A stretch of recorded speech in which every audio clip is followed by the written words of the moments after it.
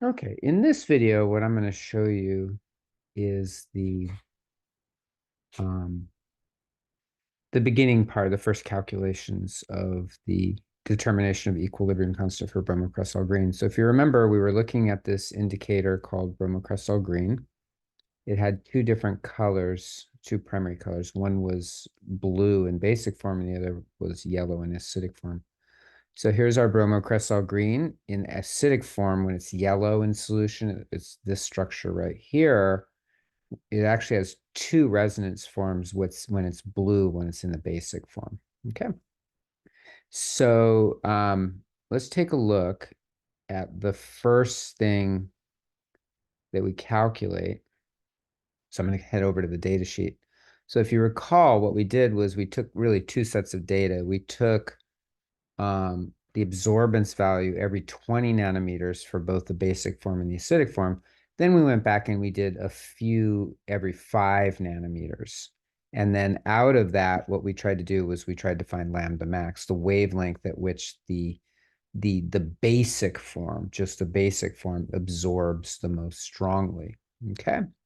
So let's come over here to a worksheet here that I've created on Google Docs. So this is the spreadsheet form.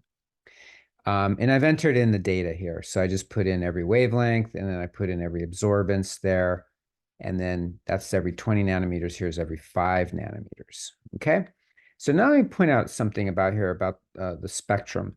This is off the internet. This is some research that people did where they took the absorbance spectrum in different pH values. So the strongly acidic one, that's this one in black. That's the one, essentially, that's the one when the solution was yellow. That's what that absorbance spectrum looks like.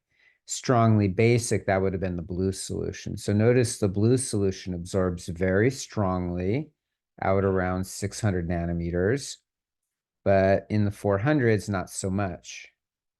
The strongly acidic form, that one doesn't absorb much at all around 600 nanometers, but it strongly absorbs out around 400, 450 nanometers. Okay. So they have different spectrum, and that's essentially why we use it as an acid-base indicator. Its color changes, its absorbance spectrum changes based on what the pH of the solution is. Okay.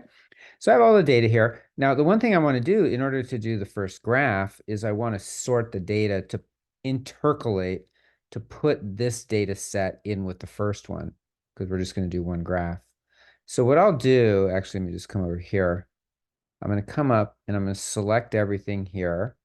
And then I'm going to go up to data and I'm going to sort the range, and I'm going to do it by column B. If you take a look, wavelength is column B.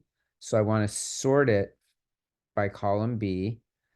And I want to go from A to Z, because A to Z, if you don't have letters in there, if you have numbers, it'll go from the smallest number to the largest number.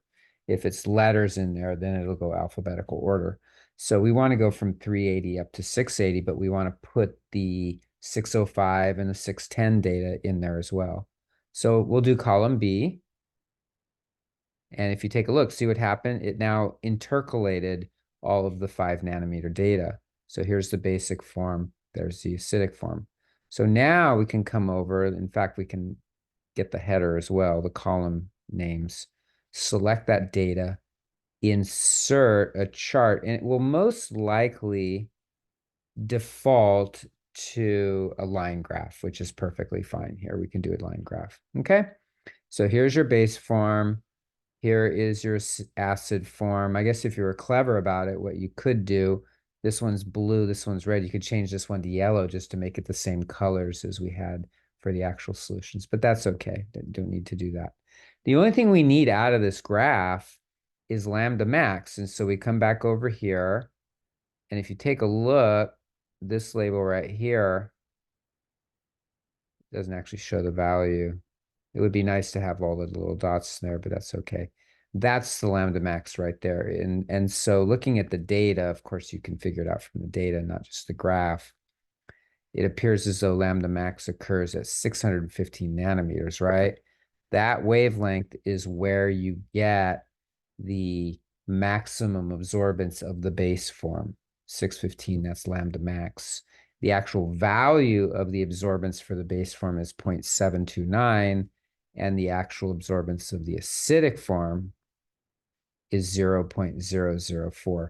So those three pieces of data, those are those are the ones that we're interested in. Okay. So lambda max, it turns out this is going to be what we call A2 when we start doing our calculations. And this one's going to be called A1. We'll need those values as well. Okay.